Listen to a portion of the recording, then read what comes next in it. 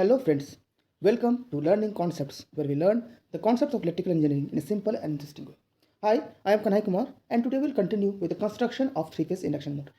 Good morning दोस्तों, आज हम लोग जो कंस्ट्रक्शन कल हम लोग शुरू किए थे इंडक्शन मोटर का उसी को कंटिन्यू करेंगे, ठीक है।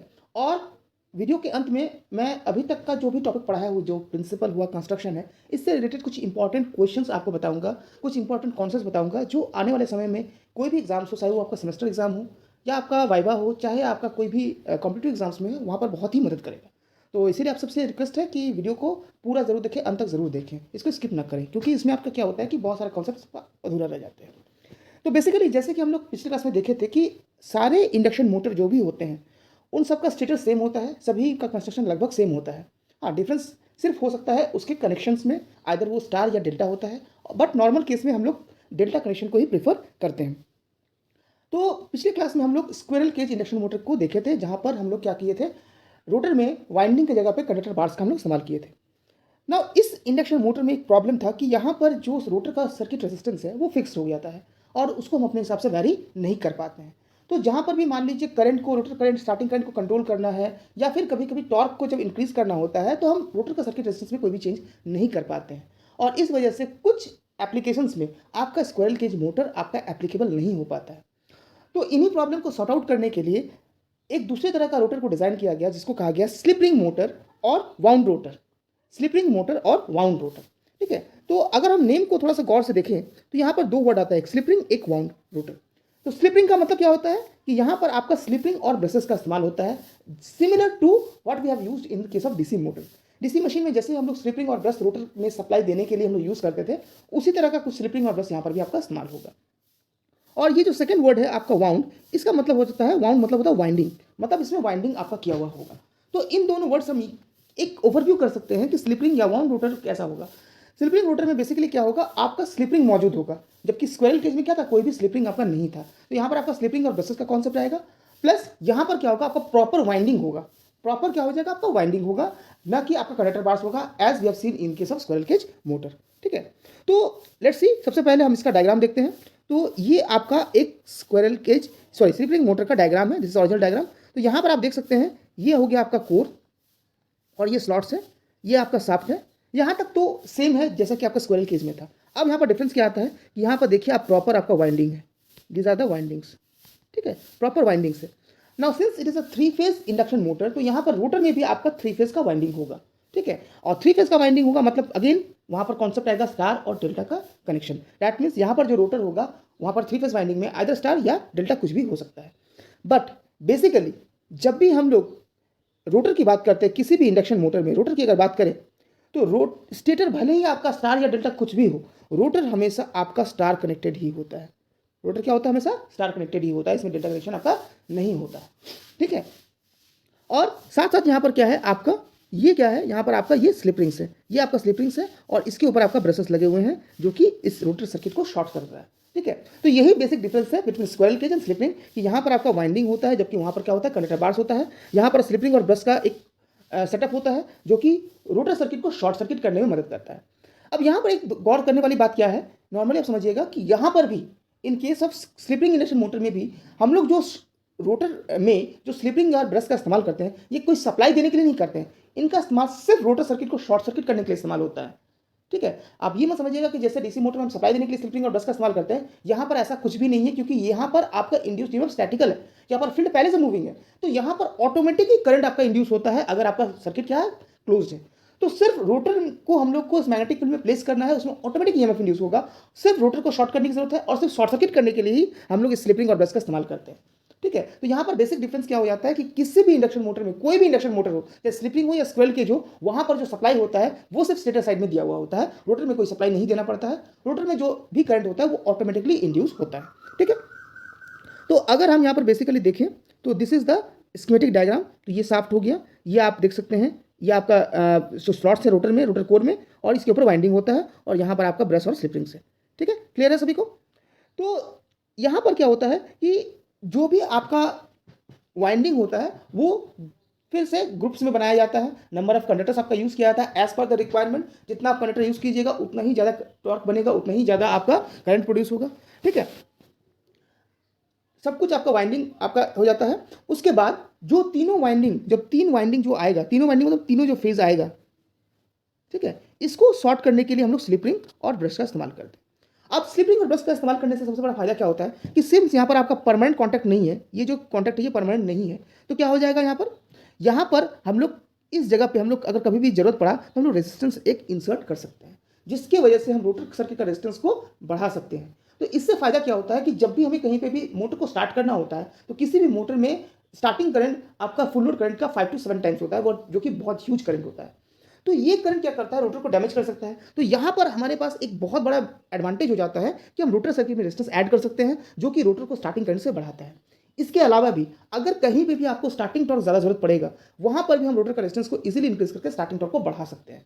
ठीक है, तो स्टार्टिंग टॉर्क कैसे बढ़ेगा रेजिस्टेंस से, ये जब हम लोग आगे टॉर्क क्वेश्चन पढ़ेंगे वहाँ पर और इसको एनहांस थोड़ा हम लोग डिटेल्स में समझेंगे। ठीक है, तो इन सब की वजह से क्या होता है कि स्लिप रिंग मोटर में एक बहुत बड़ा एडवांटेज होता है द एडिशन ऑफ रेजिस्टेंस। ठीक है, जो दो जगह पे आपको मदद करता है। तो ये इसका स्कीमेटिक डायग्राम है। ठीक है, तो यहाँ पर आप देख सकते हैं दिस इज द रोटर, जैसे कि मैंने कहा था आपका कि ये स्टार कनेक्शन होता है। ठीक है, और आप देख सकते हैं कि रोटर से तीनों फेज से तीनों सप्लाई आपका जो एंड कनेक्शन वो चला गया।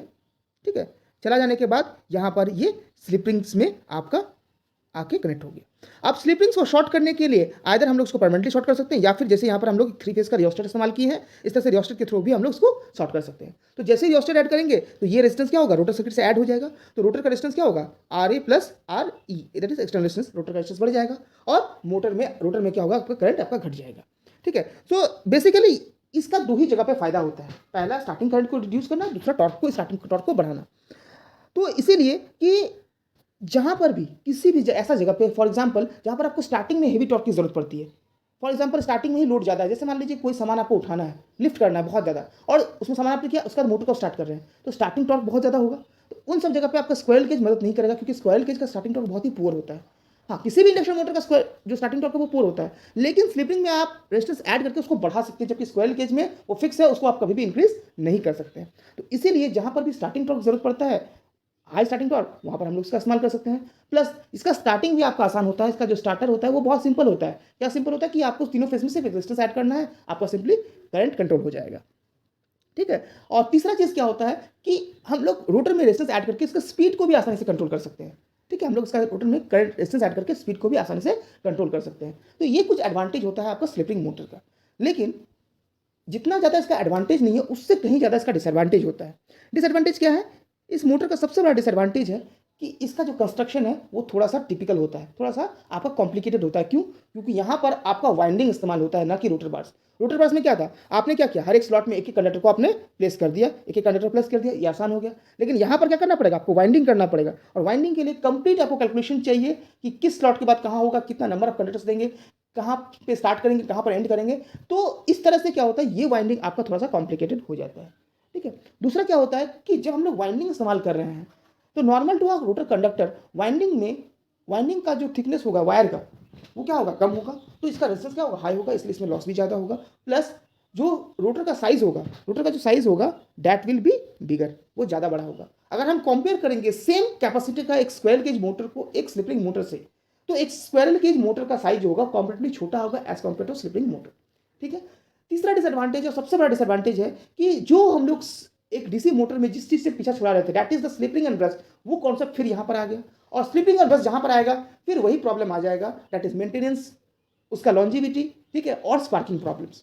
ठीक है, इस वजह से क्या होता है कि स्लिप रिंग इंडक्शन मोटर का जो मेंटेनेंस कॉस्ट है वो स्क्वायरल केज से कहीं ज़्यादा हाई होता है, और इसी वजह से स्लिप रिंग मोटर को हम कुछ एक स्पेशल जगह पे इस्तेमाल करते हैं, हर जगह पे इस्तेमाल नहीं करते हैं। ज़्यादातर एप्लीकेशंस में जहाँ पर आपको नॉर्मल रनिंग कंडीशन चाहिए वहाँ पर हम लोग स्क्वायरल केज मोटर को ही प्रीफर करते हैं, क्योंकि स्मॉल या मीडियम या लार्ज स्केल में स्क्वायरल केज मोटर का जो परफॉर्मेंस होता है नॉर्मल रनिंग कंडीशन में वो सबसे बेस्ट होता है। इसमें किस तरह का स्पार्किंग नहीं है, कोई भी लॉसेस नहीं है। ठीक है, आपका मशीन भी कॉम्पैक्ट है, बनाना भी आसान है, मेंटेनेंस भी बहुत ही कम है, और इसीलिए हम लोग प्रीफर करते हैं 90% केस में स्क्वायरल केज इंडक्शन मोटर की।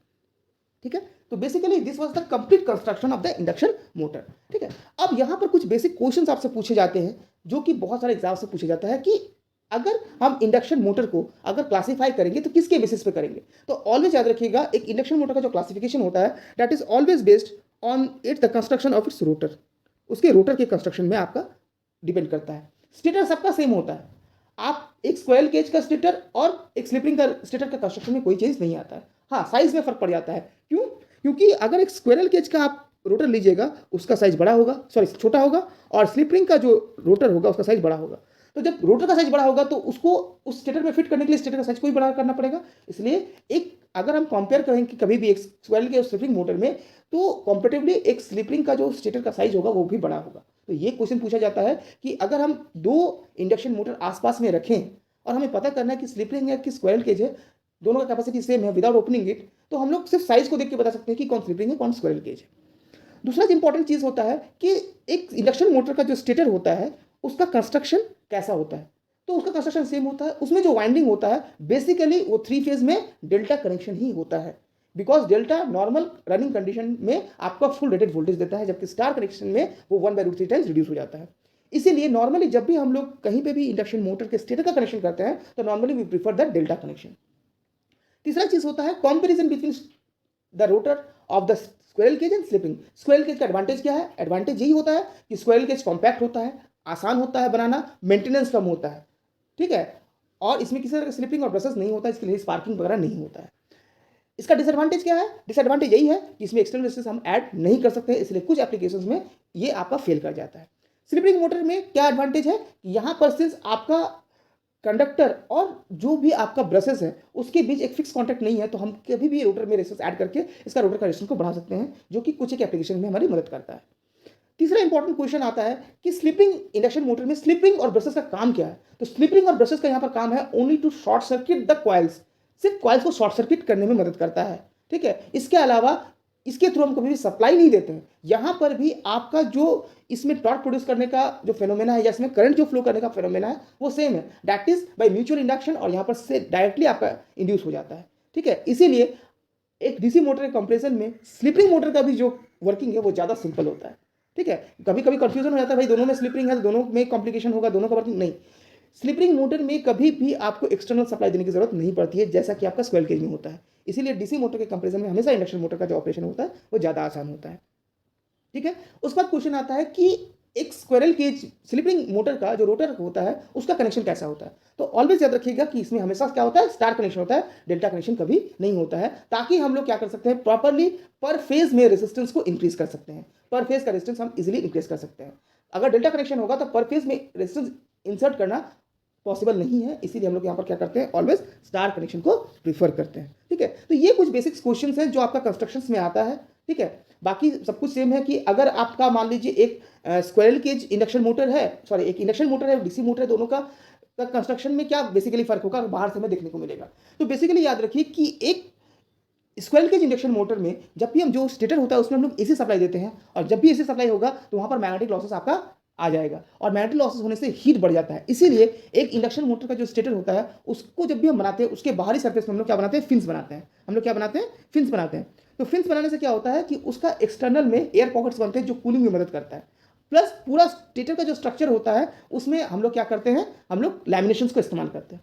इसके अपोजिट डीसी मोटर में आपका मैग्नेटिक लॉसेस नहीं होता है, जीरो होता है। जो भी होता है वो हल्का फुल्का कोर लॉसेस होता है। इसीलिए यहाँ पर जो हीट प्रोडक्शन होता है वो बहुत ही कम होता है, और इसीलिए नॉर्मली एक डीसी मोटर का जो योक होता है उसका सरफेस होता है उसको हम लोग स्मूथ रखते हैं। दूसरा क्या होता है कि इंडक्शन मोटर का जो स्टेटर होता है उसमें जो पोल होता है वो कभी भी प्रोजेक्टिंग नहीं होते, वो क्या होता है, स्लॉट्स बने होते हैं, नॉर्मल उसमें वाइंडिंग होता है। जबकि डीसी मोटर का जो पोल्स होता है वो प्रोजेक्ट क्या होता है, वो बाहर निकले हुए होते हैं, वहाँ पर फिक्स्ड पोल्स होता है। जबकि इंडक्शन मोटर में कोई फिक्स्ड पोल्स नहीं है, वो पोल क्या होता है, अपना पोजीशन हमेशा चेंज करता है, ठीक है। तो ये कुछ बेसिक क्वेश्चन हैं जो आपसे हमेशा एग्जाम्स में पूछे जाते हैं, ठीक है। तो आई होप कि आपको कंस्ट्रक्शन को समझ में आया होगा, और ये आपका सेमेस्टर एग्जाम्स के लिए बहुत ही इंपॉर्टेंट क्वेश्चन है। अपार्ट फ्रॉम हमने बहुत सारे इंपॉर्टेंट क्वेश्चन बताया। तो दैट्स ऑल फॉर टुडे, और बार बार बोलने की ज़रूरत नहीं है आप लोगों को कि प्लीज़ चैनल को लाइक सब्सक्राइब ज़रूर करें, ठीक है। और जो भी आपके अगल बगल में आपके मित्र हैं जिनको इस चीज़ की ज़रूरत है तो उसको आप ज़रूर इसको फॉरवर्ड करें ताकि सभी को इससे फ़ायदा हो, ठीक है। Okay, that's all for today, will meet again in the next class. Thank you.